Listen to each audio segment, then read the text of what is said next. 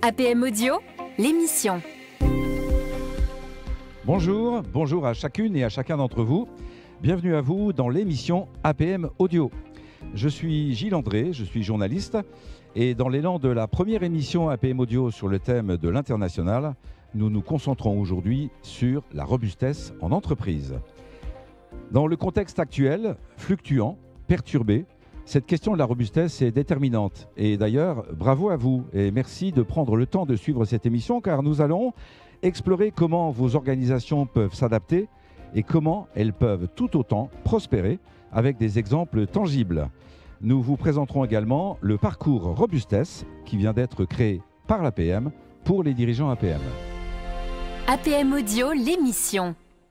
Au programme, les explications passionnantes de l'expert qui fait référence sur la question de la robustesse. Il s'agit bien évidemment d'Olivier Amand. Bonjour Olivier. Bonjour.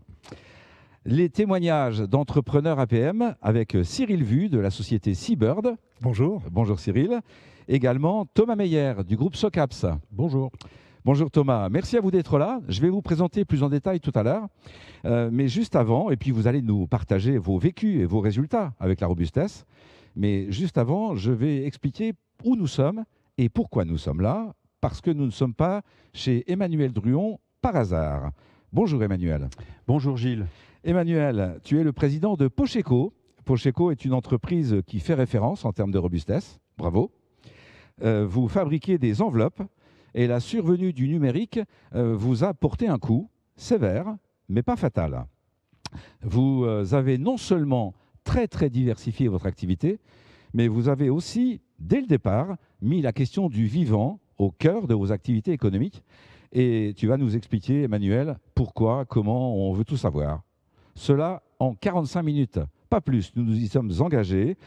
Nous allons dans un cadre particulier, celui d'un événement que tu organises, Emmanuel, d'où le contexte.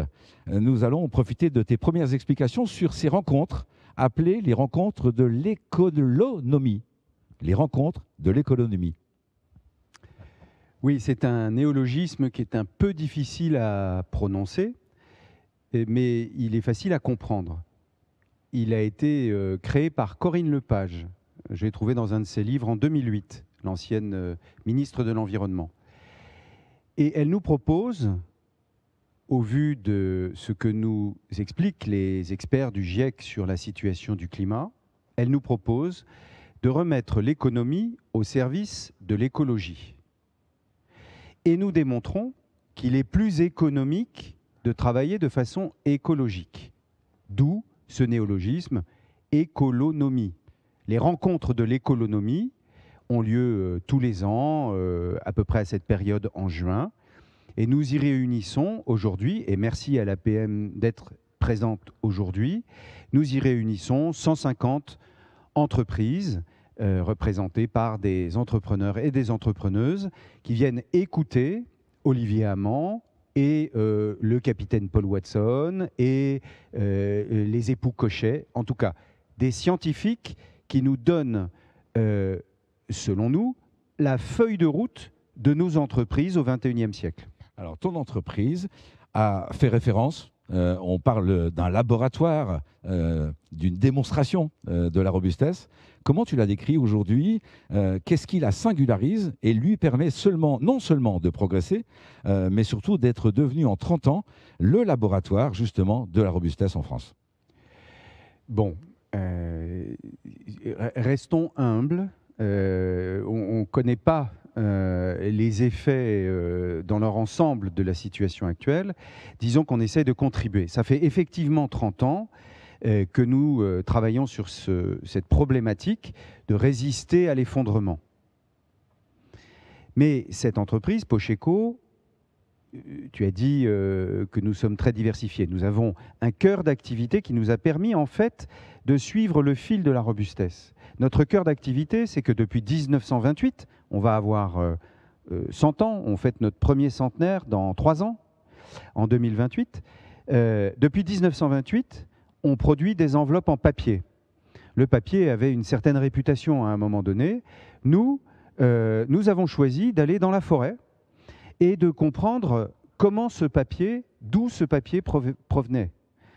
Et en choisissant, on avait plusieurs options, on a choisi une forêt dont les forestiers exploitent les arbres pour faire de la menuiserie ou de la charpenterie. Et ils coupent les arbres qui sont en coupe d'éclaircie, c'est-à-dire pas des coupes à blanc. Donc déjà, on n'a pas, comme on dit dans le Nord, on n'a pas sucé ça de notre pouce, la robustesse. Ce n'est pas nous qui l'avons inventé. On s'est inspiré de ce que l'on voyait se faire ailleurs. Alors ça, c'est important, la notion d'inspiration, parce que précisément, ça nous relie avec cette idée de rencontre de l'économie. Si nous avons pu nous inspirer, il est probable qu'en faisant la démonstration de la robustesse, de l'économie, nous pourrons en inspirer d'autres.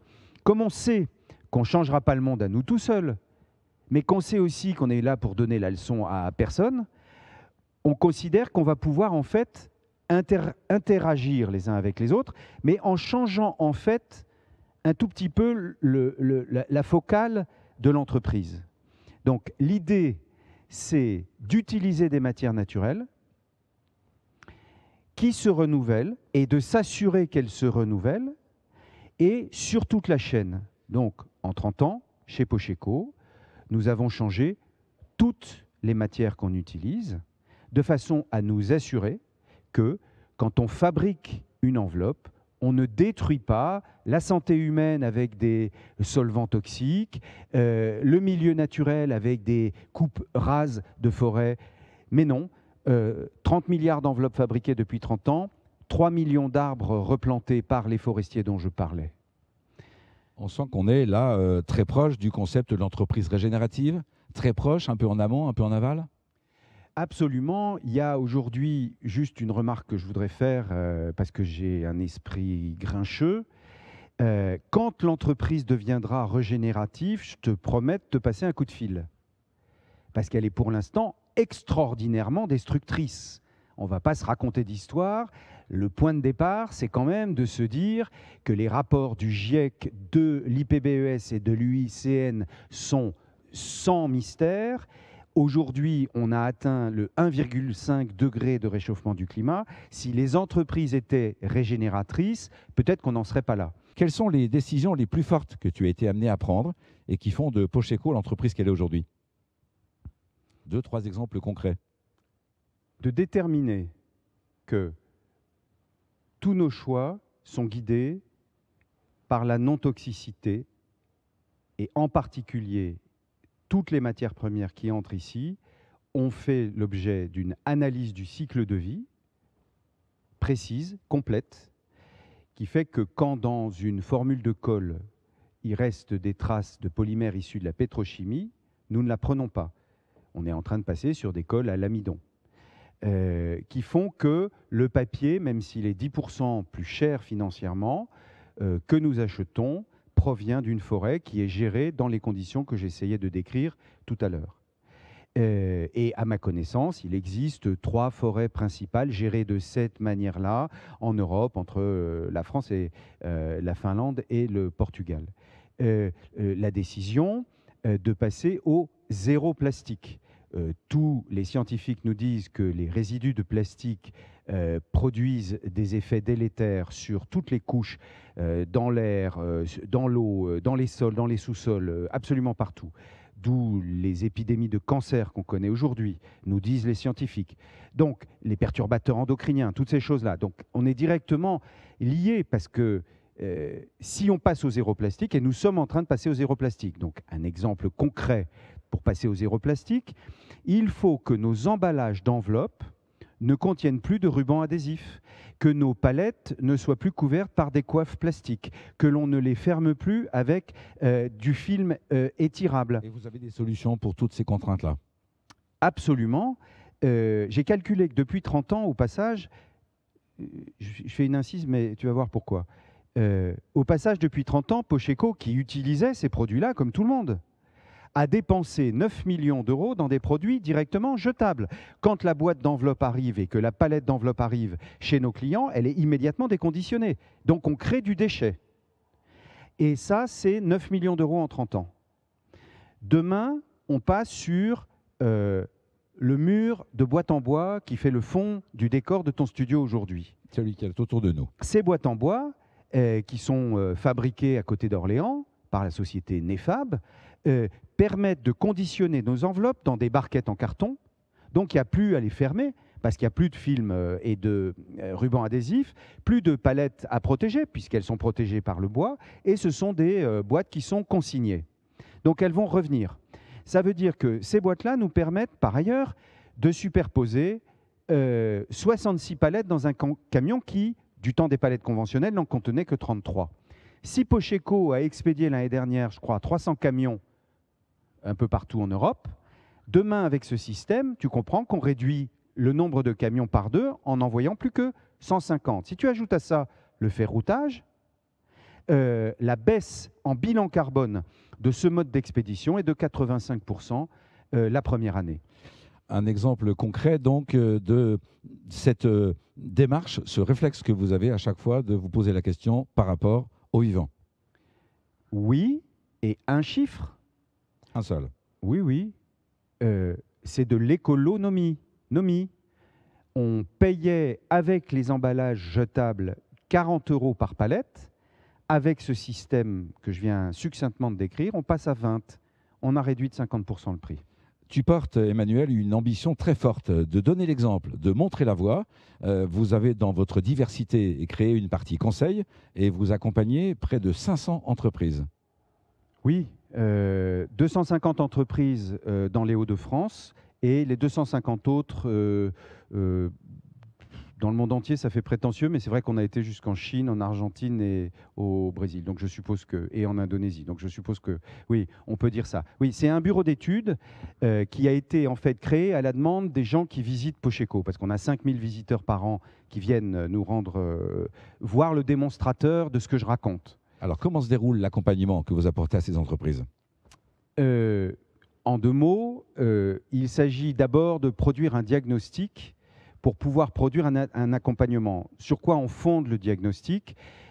Sur l'analyse du cycle de vie qui nous permet de reprendre les éléments techniques des synthèses des rapports du GIEC, de l'IPBES et de l'UICN, pour poser une plateforme de travail qui soit fondée et qui permette de repenser pour un site industriel, pour une collectivité, une feuille de route. Ensuite, on va mobiliser l'équipe de l'entreprise, avec l'autorisation évidemment de l'état-major. Et mobiliser qui, dans l'équipe, ceux que nous appelons les engagés. Je veux dire que dans toutes les entreprises aujourd'hui, on parle du big quit, des burn-out, des burn-out. Dans toutes les entreprises, il y a 10%, 15% peut-être, de la population qui sont des engagés. Déjà, à la maison, ils font beaucoup. Et ils poussent la porte de l'entreprise et ils ont envie d'en faire autant quand ils sont au travail. Ce sont les engagés. On va forcer personne. De l'autre côté du spectre, il y a 10% de ceux qu'on appelle les enragés. Alors, eux, ils ne veulent pas entendre parler de tout ça et on ne les y oblige pas. Nous, on les aide simplement en les écoutant à serrer les questions. Et ensuite, on met en place les clés de l'économie, mais ce serait un long récit. En 10 secondes, quel résultat on obtient ? Écoute, on touche aussi bien aux matières premières, aux énergies utilisées, aux sites industriels rénovés plutôt que d'artificialiser de nouveaux mètres carrés sur le sol. Écoute, en règle générale, on a des effets de l'ordre de... mais il faut être ponctuel et précis pour ne pas dire n'importe quoi, mais ça peut aller jusqu'à 50% d'économie sur les procédures de fonctionnement d'une entreprise. Je vais prendre un exemple concret que je connais mieux, pour ne pas dire n'importe quel chiffre. Pocheco, en changeant d'encre contre des encres qui étaient à base de solvants, contre des encres à base d'eau et de pigments naturels et sans métaux lourds, a baissé ses coûts d'encre de 37%. Merci Emmanuel, nous voici bien rentrés dans la question de la robustesse. Profitons de la présence d'Olivier Amand pour rappeler quelques principes. Olivier, tu es chercheur en biologie et biophysique à l'INRAE, tu es le directeur de l'Institut Michel Serres, tu es expert à l'APM bien sûr et auteur de plusieurs ouvrages, dont le dernier, L'entreprise robuste pour une alternative à la performance chez Odile Jacob. Tes travaux te conduisent à promouvoir un modèle de société inspiré du vivant. Question en 2 temps. Qu'est-ce qui t'a conduit à observer la nature, puis à décliner ensuite la robustesse dans le monde des entreprises ? Alors, vaste sujet, mais ce que j'aurais envie de dire, bon, c'est une passion pour le vivant, ça je ne sais pas d'où ça vient, c'est depuis que je suis tout petit, j'ai envie d'être dans la nature et je suis très intéressé par les plantes et je suis devenu chercheur en biologie végétale, mais j'ai envie de dire c'est un peu à hasard, mais c'était un peu une envie. Mais l'idée de sortir de mon laboratoire pour en parler dans le monde de l'entreprise, c'est venu quand je me suis rendu compte que ce qu'on trouvait sur le vivant, quand je dis on, hein, c'est la communauté des scientifiques, avait beaucoup de résonance avec les organisations sociales et socio-économiques. Et que parfois, dans le monde du développement durable, on peut se laisser un peu piéger par des solutions technosolutionnistes, court-termistes, qui sont très éloignées du vivant et qui peuvent envoyer, voilà, qui sont très flashy, mais qui finalement ne vont pas nous reconnecter, nous relier au vivant plutôt. Et donc c'est ça en fait qui m'a fait sortir du laboratoire. Quand tu entends les propos d'Emmanuel, Ah ouais, Emmanuel, et Pocheco plus généralement, c'est une illustration du monde qui vient. C'est qu'en fait, il faut bien réaliser que les pionniers, comme Pocheco, font ce travail depuis déjà une trentaine d'années, mais je vais le dire avec une phrase, ce n'est pas une option. Les entreprises vont devoir s'y mettre fortement. Et ce n'est pas une question de vertu sociale ou de vertu écologique, c'est le monde fluctuant qui va le décider. Pour nous, le monde qui vient, les fluctuations qui viennent nous dépassent très largement et ça va augmenter pendant 2 ou 3 siècles, hein, donc on en prend pour très longtemps. Donc ces modèles-là de l'économie, c'est des modèles qui sont déjà prêts à affronter un monde fluctuant. comment on définit la robustesse de façon simple? C'est vrai, la robustesse. Alors la robustesse, c'est maintenir un système stable et viable malgré les fluctuations. Et j'insiste bien sur stable et viable, hein. Donc stable, c'est plutôt à court terme. L'arbre dans le vent, voilà, il est stable malgré les fluctuations. Mais l'arbre, il est aussi capable de gérer les 4 saisons. Donc la gelée hivernale, la sécheresse estivale. Donc il est viable malgré les fluctuations. Donc il est plutôt voilà, stable à long terme, on pourrait le dire comme ça, quoi, une forme de viabilité à long terme.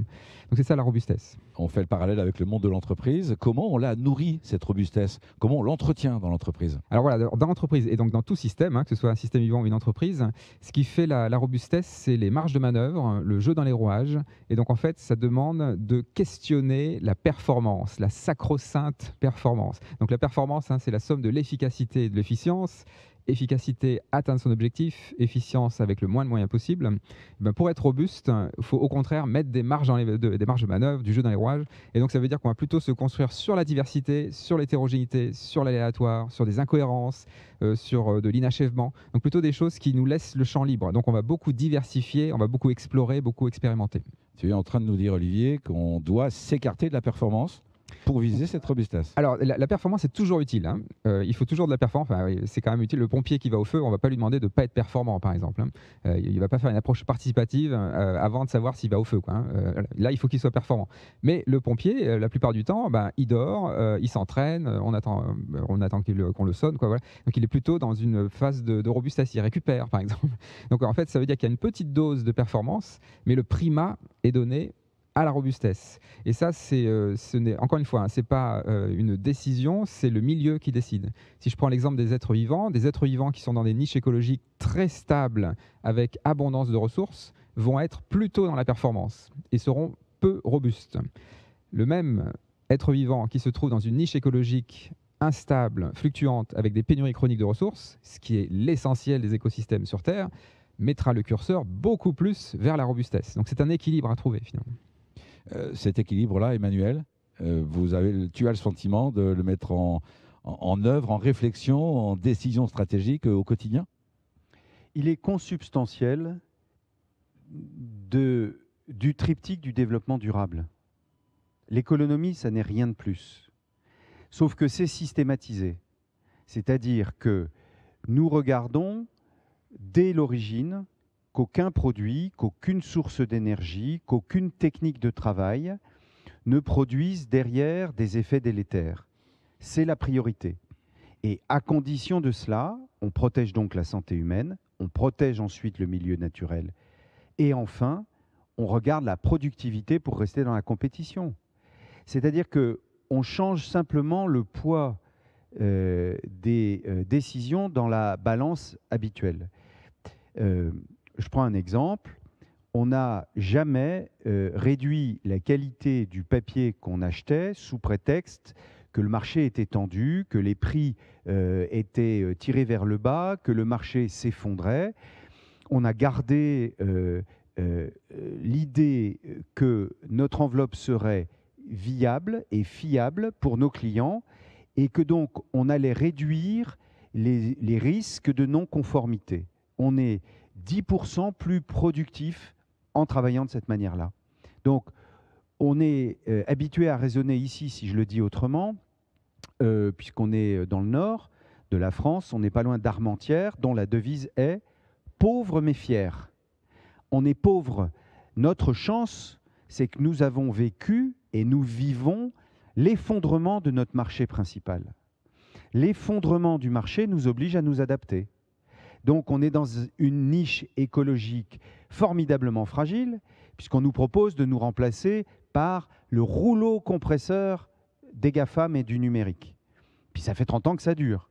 Alors si ça dure depuis 30 ans, c'est qu'on a tenu. Alors comment on a tenu? Parce qu'on est robuste. Cette robustesse, merci Emmanuel, cette robustesse, Olivier, tu écris qu'elle doit être au service du vivant. C'est possible dans tous les secteurs d'activité, pour toutes les tailles d'entreprise? Absolument. En fait, on a tous des liens au vivant. Si on a un avocat en ville, on a des liens au vivant. C'est juste parce qu'on est des êtres biologiques. Typiquement, nos clients, ils vont se nourrir quelque part, par exemple. Nos fournisseurs, voilà, d'où ils achètent leurs produits, etc. En fait, on a tous des liens au vivant d'une manière ou d'une autre. Et donc, c'est un soin au vivant dans son activité. Quand on se relie au vivant, ça veut dire qu'on s'est relié au territoire et donc on est beaucoup moins dépendant des fluctuations géopolitiques, externes, etc. Donc c'est une forme de soin à sa propre robustesse. Est-ce que tu as une clé, une question type à se poser pour que toutes celles et ceux qui nous écoutent ou nous regardent aujourd'hui se disent je dois me poser cette question-là pour que de façon incontournable, toutes mes décisions stratégiques soient prises en tenant compte du vivant? Alors, peut-être un petit outil qui est pratique, et qui a été fait chez Pocheco, c'est la cartographie. Vous prenez votre entreprise et vous allez chercher quels sont les liens de votre entreprise à votre territoire. D'où vient votre eau? D'où vient votre énergie? D'où viennent vos fournitures? Si vous faites une recherche sur Google, par exemple, quel est le data center qui est en train de tourner? Et vous allez faire cette carte et vous allez tout de suite voir les points de fragilité. Les points de fragilité, c'est les endroits où il n'y a pas de redondance. Et ces points de fragilité, comment on fait pour les rendre moins fragiles, les rendre plus robustes? Il faut mettre des doublons. Et la façon la plus élégante de le faire, c'est de le faire via la biodiversité cultivée sur son entreprise. Donc Pocheco, c'est un très bel exemple pour ça. Par exemple, ici, on récupère l'eau de pluie. Donc on a 2 sources d'eau. On a des plantes qui dépolluent les effluents des machines. Donc la biodiversité n'est pas là juste pour faire joli, elle participe à l'activité économique. Là, on est dans le contrat naturel de Michel Serres. On est sorti de la loi de l'offre et la demande, on est dans la loi des besoins et des ressources. Et donc on s'est relié au vivant. Merci Olivier pour cette clé opérationnelle et pratique. Je me tourne maintenant vers les chefs d'entreprise présents pour bien comprendre par leur exemple. Si vous voulez déjà peut-être réagir aux propos d'Olivier et d'Emmanuel. Cyril, est-ce que dans ta manière de gérer ton entreprise en visant la robustesse, tu as vraiment oublié la performance au profit de la robustesse? Alors non, je n'ai pas oublié la performance et peut-être d'ailleurs je suis encore trop sur la performance. La particularité de mon activité, c'est que je suis dans le conseil, dans le tertiaire financier, c'est-à-dire que je suis au cœur de la machine capitaliste, au cœur de ce qui nous met dans le mur d'une certaine manière, à force de consommer et de toujours vouloir plus. Et j'ai essayé de construire chez Seabird une société, un écosystème qui justement va essayer de compter différemment et pas simplement l'EBITDA ou la marge que l'on génère. Donc on s'est engagé dans cette voie, on n'en est qu'au début et on doit encore réussir à changer de paradigme parce que je pense qu'on est encore, et moi le premier, beaucoup habité par le paradigme de la performance. Mais on apprend et on commence à apprendre à compter autrement, à compter ce qu'est le capital humain, ce qu'est le capital environnemental. Et dans le secteur financier, quand on est dans le tertiaire financier, dans le conseil, on est très très loin du vivant. On n'est pas relié à son territoire. Et pourtant, on doit absolument se poser ces questions-là. Donc on a construit quand même une fondation actionnaire pour déjà avoir un levier et rediriger une partie de la richesse créée dans le système qui pose problème. Eh bien, on redirige au moins une partie de ce qu'on arrive à prendre du système performant vers l'intérêt général au travers de cette fondation qui a 25% du capital. Et puis on a quand même commencé par faire, je crois, ce qui est essentiel, c'est par partager. Parce qu'en fait, quand on nous parle de l'effondrement de la biodiversité, quand on nous parle de dépassement de plusieurs limites planétaires, le fond du problème, on nous met le nez sur des symptômes, alors que le fond du problème, c'est le système. Et donc, on s'est dit, le fond du problème étant la façon dont notre système fonctionne, le système capitaliste en lui-même, j'en ai pas de meilleur à proposer. En revanche, si on veut essayer de résoudre, à notre échelle naturellement, le sujet, eh bien, il faut partager différemment la création de valeur, parce que si le système partage mieux la création de valeur et qu'on la flèche vers la transition, alors on a peut-être une petite chance d'y arriver. Et donc, on a monté de l'actionnariat salarié, on a réduit l'écart de salaire et on a limité, en mettant des ratios d'équité, les salaires entre les mieux payés et les moins payés. Voilà, on est dans une démarche où on se dit, OK, on crée de la richesse, mais ce n'est pas que pour des actionnaires traditionnels, et on remet une partie de cette richesse dans le système pour le disrupter. On avait cette conversation tout à l'heure avec Olivier. Chez Seabird, vous avez 35 millions d'euros de chiffre d'affaires, plus de 200 consultants, entreprise à mission, label Bicorp. Quel est le bon modèle? Ou est-ce qu'il y a des modèles qui conduisent à être plus prêts pour la robustesse? Je ne sais pas s'il y a des modèles. Non, je pense que les modèles, ils sont à inventer. Ce qu'il y a, c'est qu'il faut comprendre ce qui se joue, et sur notamment la compréhension de ce que le monde scientifique nous dit. Et si on a une conscience, une responsabilité vis-à-vis des générations futures, à minima vis-à-vis de ses enfants, alors il faut absolument s'engager. Et donc, chacun dans notre domaine, dans les enveloppes quand on est chez Pocheco, dans le conseil, dans le tertiaire financier, quand on vient du monde financier, eh bien, il faut s'engager et essayer d'imaginer. Et moi, ce que j'essaye d'imaginer, ce que nous essayons d'imaginer, encore une fois à notre petite échelle, hein, c'est une démarche très humble, c'est comment une boîte de conseil peut justement être utile aux vivants. Alors c'est vrai qu'on est dans une démarche dans toutes les entreprises de conseil. Enfin, les entreprises de conseil se sont réunies autour d'une démarche du conseil à visée régénérative. Et c'est vrai que ce mot, c'est un mot valise. Donc nous, on y participe un petit peu. Mais la question de fond, c'est comment on respecte le vivant et comment on est là pour longtemps. Et comment surtout on respecte ses limites planétaires et on fait en sorte que le système profite véritablement à tout le monde. Merci Cyril. Même question à Thomas. La SOCAPS, un groupe coopératif dédié à l'assistance technique industrielle auprès des constructeurs et utilisateurs de grosses machines industrielles. Vous êtes implanté à Rouen, entreprise à mission également, 100 millions de chiffre d'affaires, un réseau de plus de 1100 techniciens ingénieurs dans 70 pays. Donc là, on est sur une grande échelle. Vous êtes leader mondial dans votre domaine. Même question, la question de la performance. On laisse tomber la performance pour viser la robustesse? Un poil provoquant, mais bon. Alors, en tout cas, on arrête de regarder uniquement ces indicateurs-là parce qu'ils nous emmènent clairement dans le mur. Et on a le recul suffisant depuis à peu près 50 ans, depuis les années 70, pour avoir à peu près compris, si on lit 2-3 rapports et si on s'intéresse au sujet, qu'à force d'avoir le nez sur l'aiguille, on a oublié de regarder la route. Et que par conséquent, si on est un petit peu visionnaire ou qu'en tout cas on a envie que son entreprise survive à ce qui est en train de se passer, juste en étant simplement cynique et simplement stratège, on a tout intérêt à mettre en œuvre et à mettre en place les conditions de sa propre survie et donc d'arrêter d'être accroché à ça.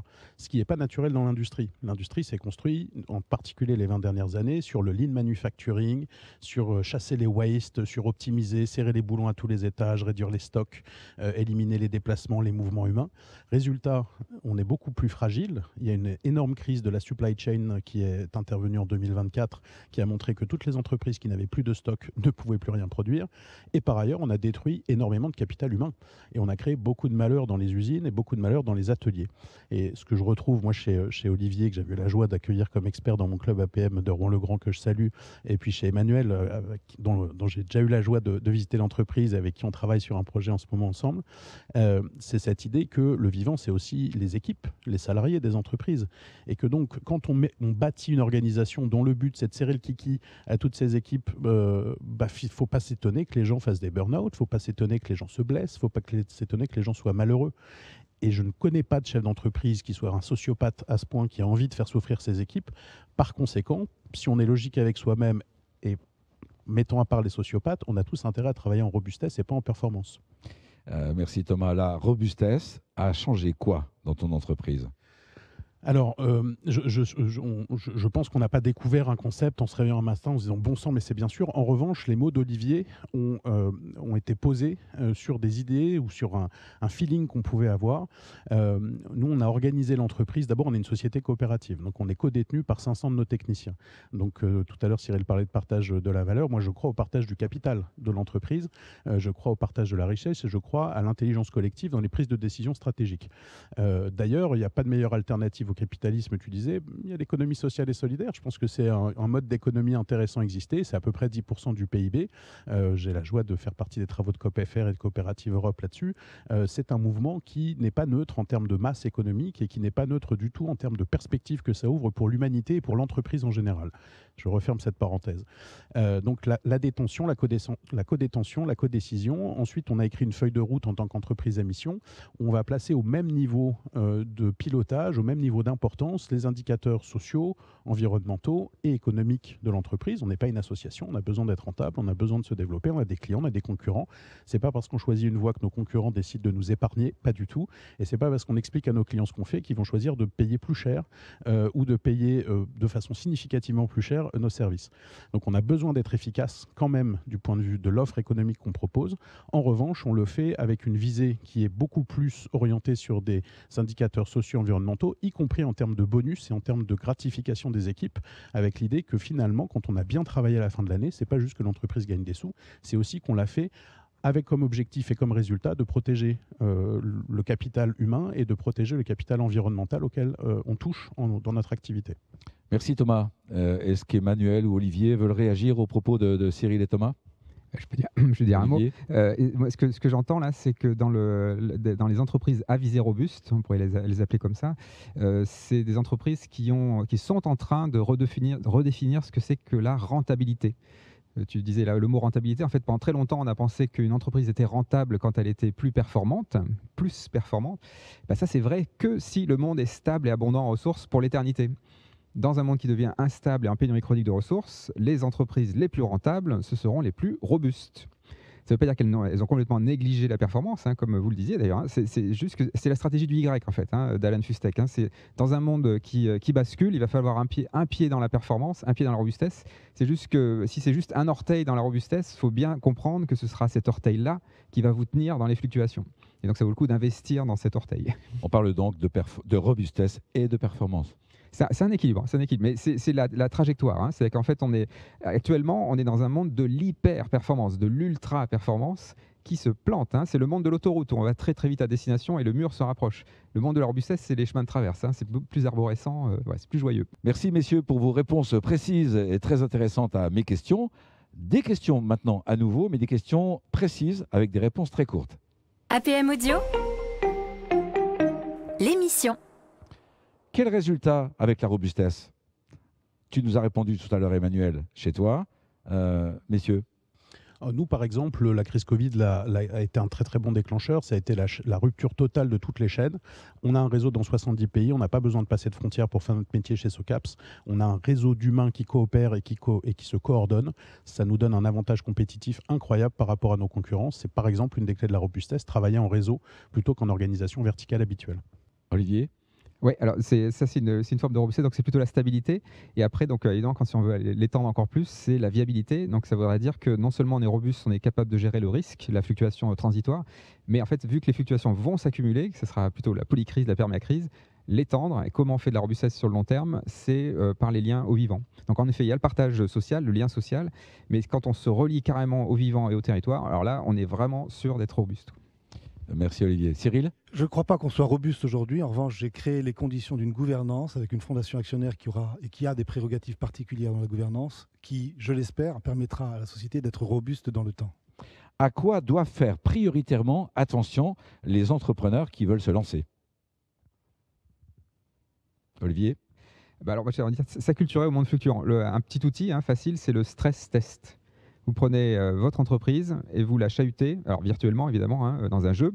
Par exemple, l'année prochaine, le pétrole est 50% plus cher, ce qui n'est pas impossible. La Chine ferme sa frontière parce qu'elle est en train d'envahir Taïwan, une méga inondation dans le territoire. Qu'est-ce que ça change pour votre entreprise ? Et surtout, quelles sont les mesures de santé préventive que vous devez mettre en place pour que ça vous impacte moins ? Et ça, pour tous les fournisseurs, pour toutes les actions. Absolument tout, toute l'activité. Emmanuel? Des groupes de travail avec les volontaires engagés pour lire les synthèses du GIEC, de l'UICN et de l'IPBES pour accroître la connaissance. Quels sont les freins, les écueils ou les limites ou les difficultés que vous avez pu rencontrer? La difficulté, c'est que, je le disais tout à l'heure, comme nous, dans le secteur financier et dans le conseil, on est très éloigné du vivant, réussir à s'y reconnecter et à trouver le moyen de se mettre dans cette démarche qu'a engagée par exemple Pocheco, c'est conceptuellement plus dur. Même si je fais partie, je crois, des engagés, c'est conceptuellement plus dur. Moi, je travaille beaucoup Thomas. dans l'industrie agroalimentaire en particulier. A priori, c'est des industries qui ont les deux pieds dans le vivant, parce qu'il n'y a pas un yaourt, une plaque de beurre ou une boisson qui sort sans utiliser le vivant. Néanmoins, il faut faire très attention, et c'est un écueil, à expliquer ce qu'on fait à ses clients. Le risque étant qu'il y a une forme d'incompréhension, peut-être même de dénigrement, voire de tournage de dos de certains clients, parce qu'ils ne comprennent pas la démarche dans laquelle on s'engage. Donc, quand on travaille sur les sujets de robustesse, de refonte de l'offre, d'évolution de l'offre, de choix stratégiques que peut faire l'entreprise, je crois qu'il est important de communiquer avec ses clients pour être sûr peut-être de les garder et plus encore de les embarquer avec soi. Emmanuel, ça ressort des retours des 500 entreprises que vous accompagnez? Non, mais c'est d'abord les clients avec lesquels on travaille à fabriquer nos enveloppes. Une enveloppe vendue, c'est 2 grammes de CO2 pour envoyer un courrier. L'équivalent Internet, un courriel, c'est 9 grammes de CO2. Donc l'idée, c'est que pour les emmener sur ce produit moins toxique, il faut leur donner des éléments financiers. Donc ça veut dire que le réinvestissement systématique de l'argent gagné par l'entreprise dans l'entreprise permet en fait de garder une forme d'autonomie de décision qui permet d'aggrader le niveau de prestation en restant sur le marché existant. Quand on se lance dans cette perspective de robustesse, on doit renoncer à quoi? Est-ce qu'on renonce à quelque chose? J'ai pas de souvenir dans ce domaine. Moi, j'ai plutôt l'impression qu'on s'ouvre. En fait, quand on se lance dans la robustesse, en fait, on est en train, et d'ailleurs ça a été dit, on est en train de désinhiber son collectif. Emmanuel, tu parlais des communautés apprenantes, finalement, le partage, etc. Même auprès de ses clients, en fait, on est dans un moment où on se rend compte qu'on est tous et toutes dans une forme d'emprise sectaire. C'est-à-dire que la performance à tout prix et notre guide de lecture, et donc y compris les clients, les fournisseurs, sont aussi dans ce culte. Et donc la première chose à faire, c'est de désintoxiquer ces clients, ces fournisseurs, pour ensuite vendre des produits, échanger, partager. J'ajouterais peut-être quand même qu'il faut... C'est Cyril Vu. Oui, pardon. Je pense qu'il faut quand même renoncer, d'une certaine manière. C'est ayant pris conscience de la façon dont le système se nourrit, il faut renoncer à jouer le jeu du système, c'est-à-dire qu'il faut quand même s'engager dans une démarche de sobriété et de moindre consommation. Parce que on a des besoins largement couverts, que le système a entretenus et qui nous a fait découvrir des besoins qui en fait n'étaient pas réels. Donc c'est très important de renoncer à consommer de manière aveugle. Merci Cyril. La bonne nouvelle, c'est quand même qu'on n'est pas des cailloux. Donc on a le droit d'apprendre, on a le droit de changer, on a le droit d'évoluer. C'est pas interdit de se renseigner, c'est pas interdit de désapprendre ce que moi j'ai appris à l'école quand j'étais petit, notamment sur les écoles de commerce, sur les écoles d'ingénieurs qui nous apprennent à être effectivement dans les performances extrêmes, dans le plus, dans la croissance à tout crin du chiffre d'affaires, dans la croissance en volume, etc. Et ben peut-être qu'on s'était trompé et c'est pas interdit de changer. Merci Thomas pour ce rappel de ce que l'on a appris il y a très très longtemps, mais il faut se le rappeler régulièrement certainement. Ultime question, messieurs, si vous voulez bien, chacun en 15-20 secondes, pas plus. Votre conviction ou votre conseil à celles et ceux qui ont la gentillesse de nous écouter et de nous regarder? Moi, ma conviction, c'est que Thomas. pour désapprendre et pour réapprendre, il y a un bon moyen qui s'appelle l'APM et qui permet collectivement à des chefs d'entreprise dans tous les territoires de France et même dans le monde d'apprendre ensemble de nouvelles façons de conduire les entreprises. Donc, allez déjà parler dans votre club APM, de faire venir Olivier. Je pense que c'est une belle expérience à vivre. Merci Thomas pour cette proposition très corporate. Moi, je vais citer Cyril. Olivier Hamant. En fait, dans un monde en voie de pénurie, la seule ressource infinie, c'est la ressource de coopération. Donc, il faut monter des coalitions, il faut coopérer. C'est ça le conseil que je donnerai, mais c'est celui d'Olivier. Merci Cyril. Emmanuel? Je rebondis sur ce que disait Thomas. Je crois qu'il faut diversifier les formations des gens qui dirigent les entreprises. C'est-à-dire qu'il y a eu... tu n'étais plus si petit que ça quand tu étais dans ton école de commerce. Mais quand tu étais petit, quand je l'étais aussi, nos institutrices nous demandaient de protéger, de comprendre et de protéger le vivant et de respecter les autres dans leur diversité et ainsi de suite.